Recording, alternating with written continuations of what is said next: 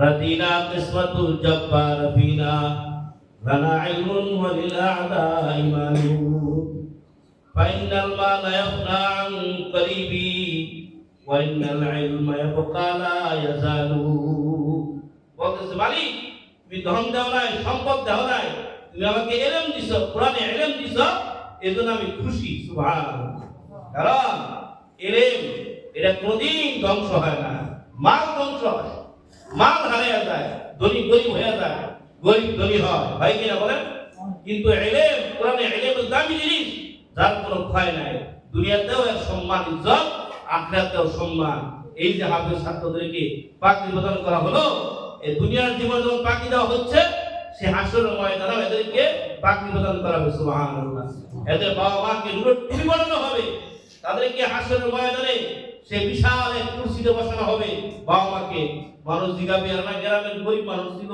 এদের দাম ছিল না এদেরকে এমন সম্মান এত ইজ্জত কেন এদেরকে এত বড় টুপি পড়াইয়া এত বড় চেয়ারে বসাইছে কারণ কি বলবে ওই সমস্ত বাবা মা যারা কষ্ট কইরা দিন মজুর খেটে তারা কষ্ট কইরা সন্তান হাবিল মানে সুবহানাল্লাহ ونشهد أن لا إله إلا الله وحده لا شريك له ونشهد أن سيدنا وسندنا وحبيبنا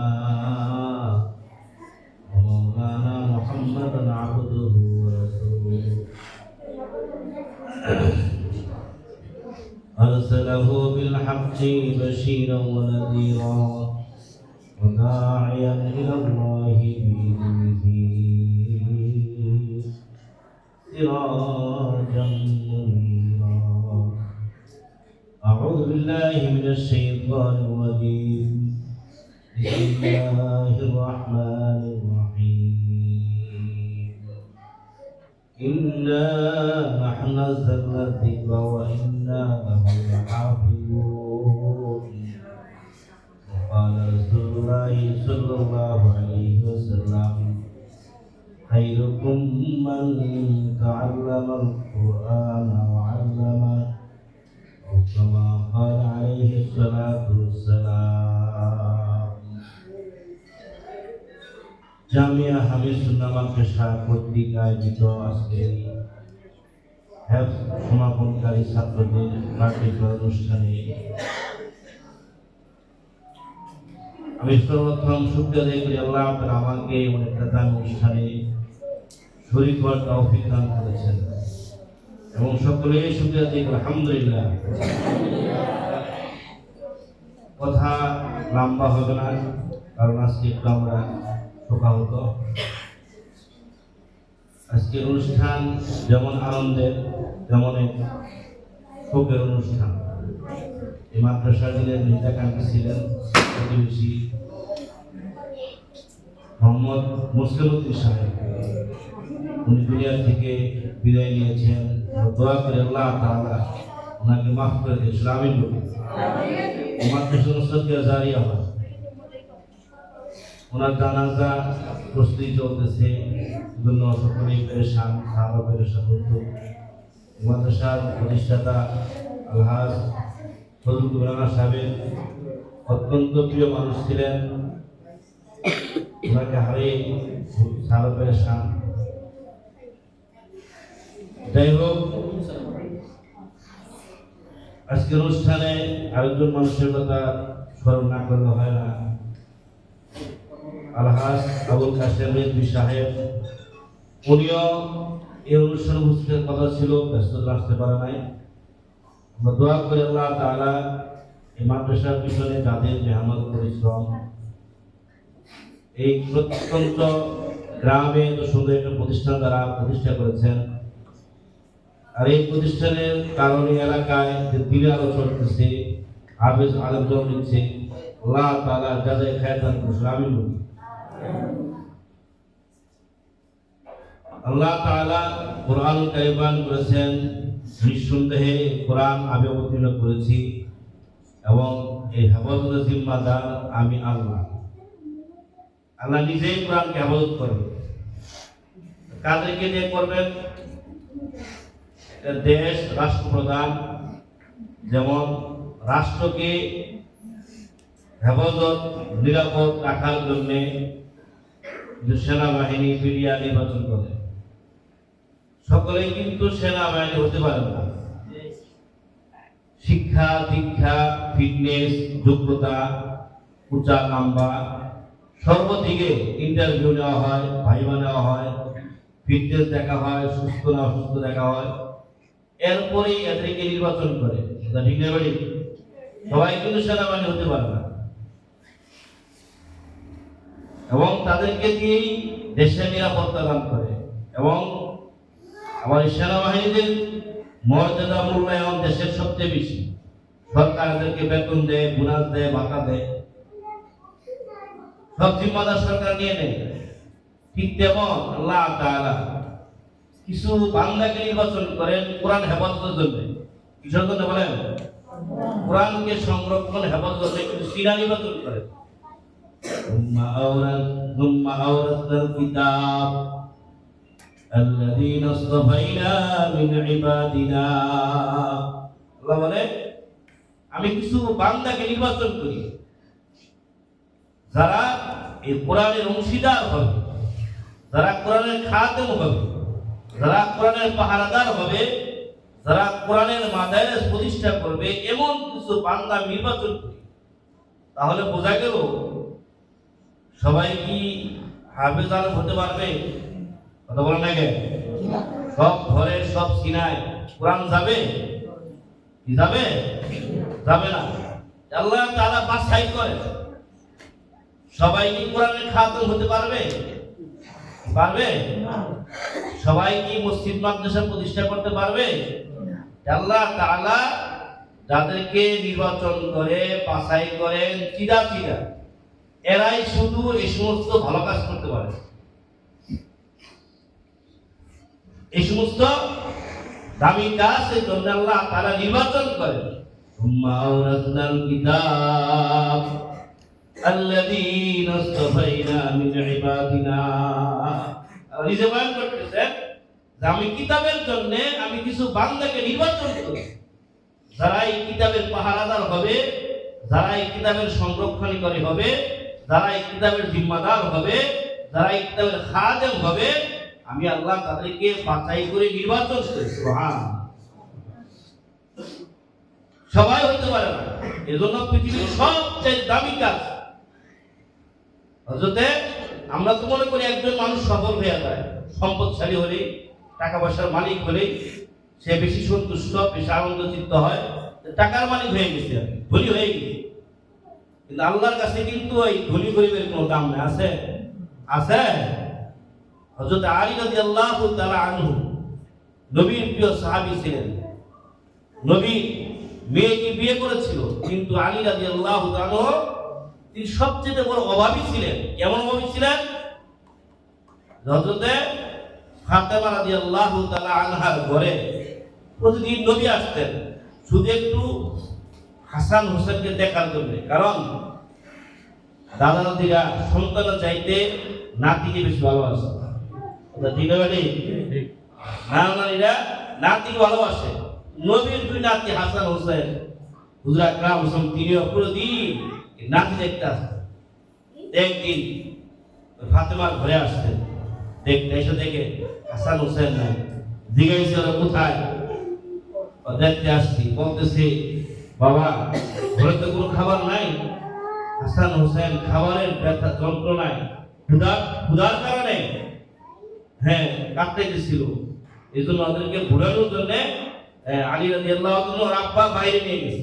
কি জন্য? খানা ঘুরানোর জন্য, যাতে করে ওরা ভুলে যায় খানার কথা। হুজুর আকরাম সাল্লাল্লাহু আলাইহি ওয়াসাল্লাম দেখার জন্য পেরেশান হয়ে গেছে। নবীও বলছে কোন দিকে তোমার মনে হয়? এই দিক পান গেছে। নবী ওই দিকে হাঁটতেছে, হাঁটতে হাঁটতে গিয়ে দেখতেছে যে খেজুর বাগানে কাজ করতেছে। কি কাজ করে? সাইয়েদনা আলী রাদিয়াল্লাহু তাআলা আনহু কাজ করতেছে, খেজুর বাগানে পানি দিচ্ছে। তো বলতেছে আলী তুমি এখানে কি করো?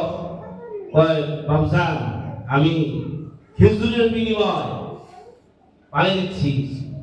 এ পর্যন্ত দুইটা খেজুরের গাছে পানি দিচ্ছি, কূপ থেকে তুলে দুইটা খেজুর পাইছি। আর 2টা খেজুর পানি দিচ্ছি, যাতে করে আর 2টা খেজুর পাওয়া যায়। সুবহানাল্লাহ। নবী ও শিষ্য দেখে কাঁদতেছে, আলী কুফের থেকে পানি তুইলা পানি দিচ্ছে। হ্যাঁ, হাসান হোসেন দৌড়াদৌড়ি করতেছে 2টা খেজুরের জন্য। তাহলে ঘরে কেমন অভাব, কি বলেন, কেমন কষ্ট তাদের ছিল। হুজুর আকরাম সব দাঁড়িয়ে রইলেন, পানি দিল, খেজুর নিলেন, এক হাসানকে নবী করে নিলেন, হোসেনকে আলিয়ার করে নিয়ে বেড়ে আসতেছিল।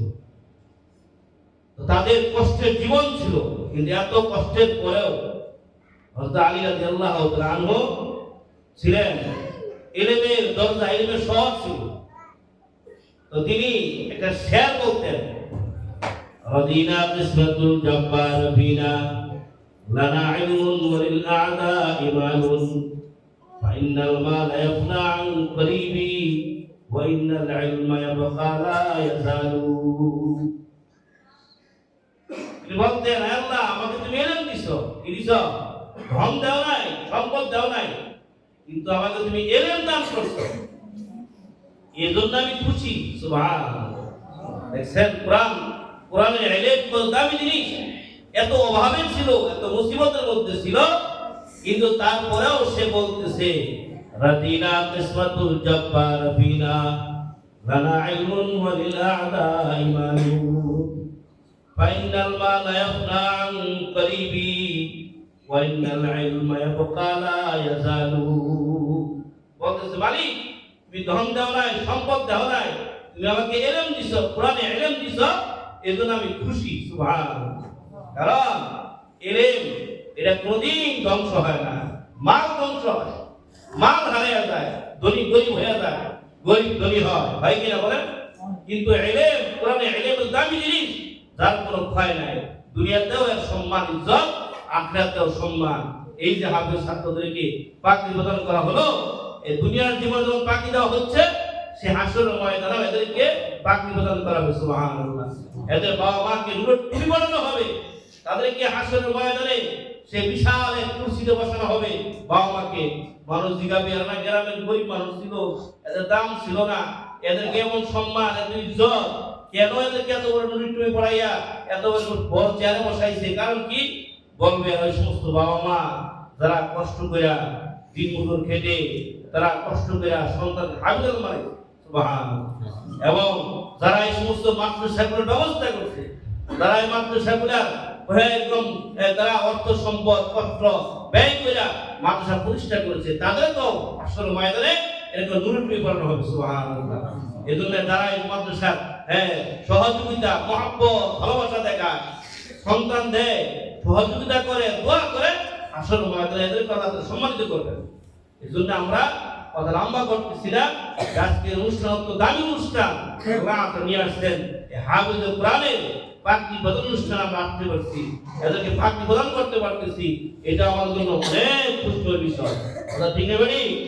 আমরা সকলে দোয়া করব এই মাদ্রাসা যেন কায়েম দায়েম হয়। এই মাদ্রাসার জন্য, এই মাদ্রাসার প্রতিষ্ঠাতা ফজলুর রহমান সাহেব, তার ব্যবসা বাণিজ্য, তার ওই কোনো কিছুর জন্য পেরেশান হয় না। এই মাদ্রাসার জন্য যেই পরিমাণ পেরেশান হয়, এই দরদ মহব্বত, এটা আল্লাহ দেখে। কি দেখে বলেন? ভালোবাসা, मोहब्बत। दर्द दिल के वास्ते पैदा किया इंसान को, वरना तो के लिए कुछ कब न दिल को रुबाया। ভালোবাসা, मोहब्बत, এটা আল্লাহ তো পছন্দ করে বেশি। যে मोहब्बत, ভালোবাসার দাম আল্লাহর কাছে বেশি। আমি তেমন আমল করতে পারি না, আমি তাহাজ্জুদ করতে পারি না, অবিন করতে, ইশরাক করতে পারি না, কিন্তু আফসোস আছে। কি আছে? আরে আমি যদি পারতাম, আমি যদি করতে পারতাম। এই আফসোস কামাল ছিল। আব্দুল্লাহ ইবনে ওয়াল মুহাদ্দিস ছিল, সে মারা গেছে, প্রতিবেশী কামাল মারা গেছে। কে মারা গেছে? কামাল। তো স্বপ্ন দেখতেছে, তার স্ত্রী দেখাইছে আব্দুল্লাহ ইবনে ওয়াল, এটা আমার চাইতে, আমি বড় মুহাদ্দিস ছিলাম, হাদিস পড়াইছি, কিন্তু আমার চাইতে আমার প্রতিবেশী কামাল, দিনমজুর কামাল ছিল, ওর দাম কবরে জীবনে বেশি। সুবহানাল্লাহ। আব্দুল্লাহ ইবনে ওয়ালের স্ত্রী পেরেশান হয়ে গেছে, আমার স্বামী মুহাদ্দিস, বড় আলেম, বড় বুজুর্গ, আমার চাইতে কামালের দাম বেশি। ঘটনা কি? কামালের বাসায় গেছে, গিয়ে জিজ্ঞাসা, যে তোমার স্বামী এমন কি আমল করতো যে আমার স্বামীর চাইতেও দামি হয়ে গেছে।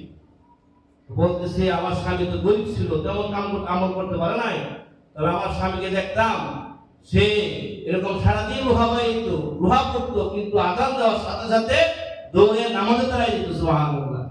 এবং আব্দুল্লাহ ইবনে মুবারকের হাদিসের দরজ এবং তার সারা তাহাজ্জুদ দেখে আমার স্বামী কাঁদতে আফসোস করতেন, আরে আমি তো দিন মজুর, আমার তো সারাদিন পরিশ্রম করতে হয়, আমি রাত্রে জাগতে পারি না, তাহাজ্জুদ পড়তে পারি না, আমার এই আফসোস।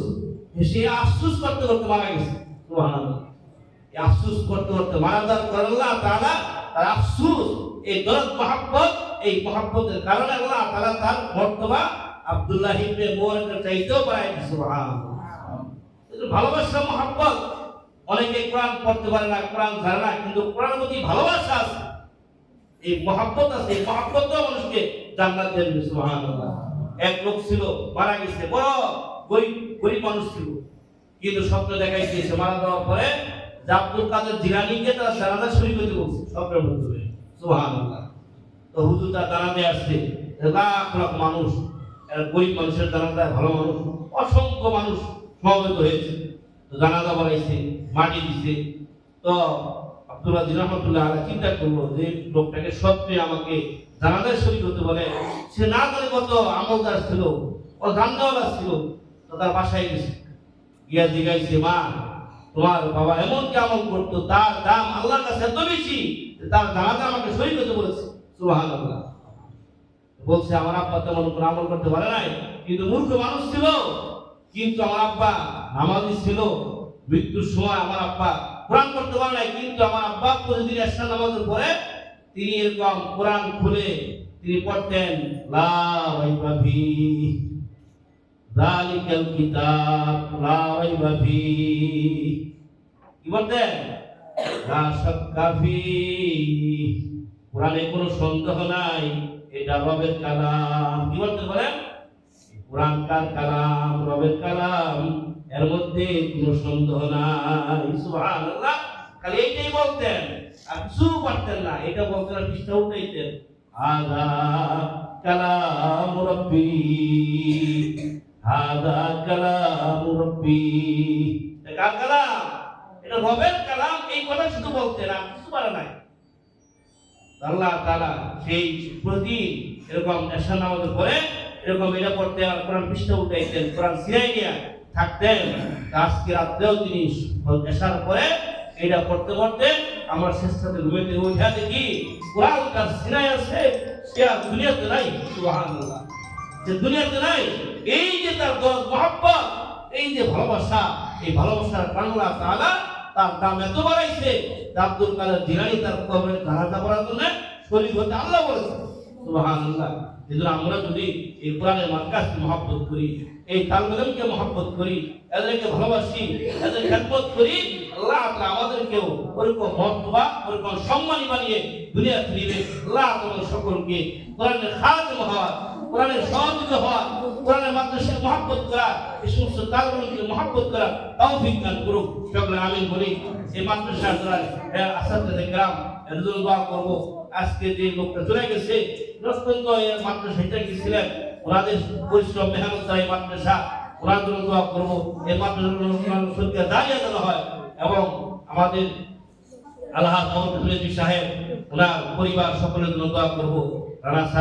রানা স্যারের ছেলেও মাদ্রাসা আলহামদুলিল্লাহ আমাদের মাদ্রাসায় দিচ্ছে, কোরআন পড়তেছে। ওনার খুব আশা আমার ছেলের জন্য হাফেজ হয়, এমন মহাকর দোয়া করার জন্য ওই পরিবারের জন্য হাফেজ দান করে, আমি করি, আলেম দান করে। সকলে দোয়া করবো আল্লাহ তাআলা সকলকে কোরআনের খাদেম হওয়া, কোরআনের খেদমত করার তৌফিক দান করুক।